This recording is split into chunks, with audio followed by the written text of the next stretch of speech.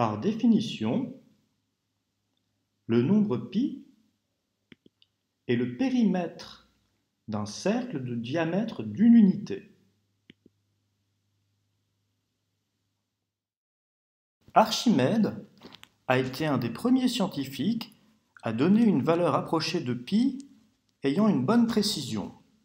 Cela il y a plus de 2200 ans.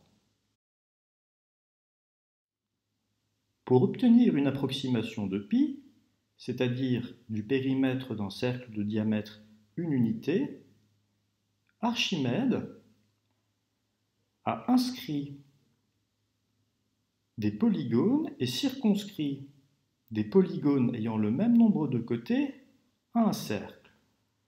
En commençant avec un carré, on est sûr que le périmètre du cercle de diamètre 1 ici en noir est plus petit que celui du carré rouge, qui a lui un périmètre de 4.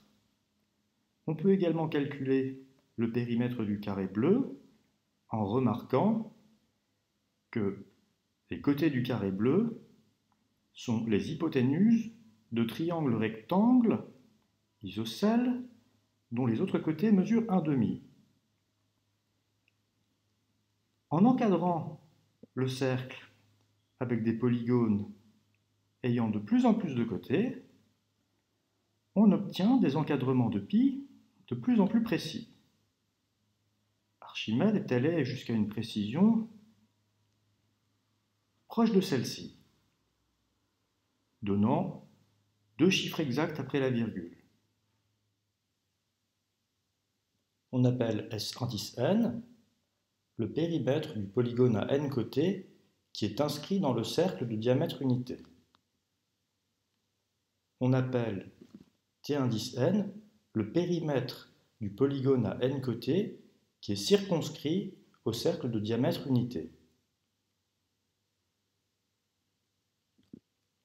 En doublant le nombre de côtés des polygones inscrits et circonscrits, on peut établir les formules suivantes.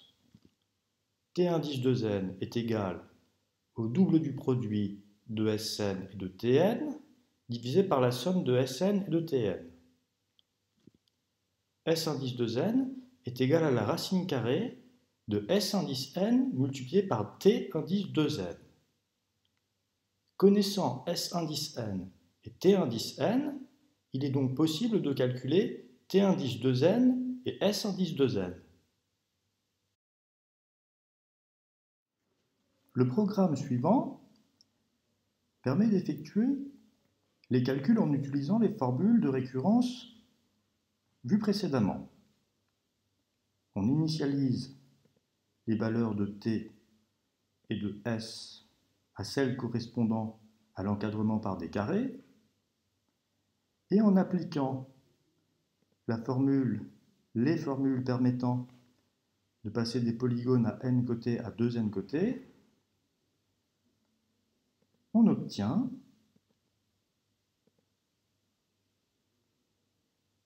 en seulement quelques étapes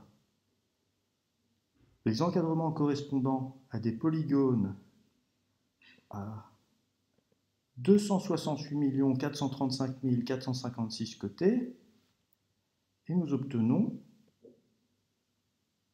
14 décimales exactes de pi. Pourquoi s'arrêter en si bon chemin?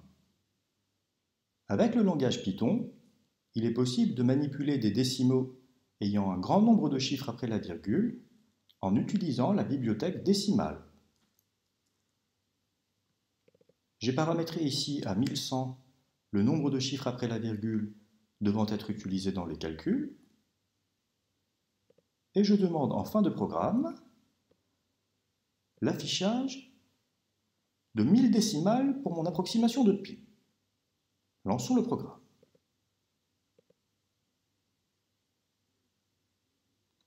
On constate qu'en environ une seconde, nous obtenons 1000 décimales exactes de pi. Sachez que le record du monde de mémorisation de décimales de pi est détenu par un Japonais qui, pendant 13 heures, a récité les 83 431 premières décimales de pi.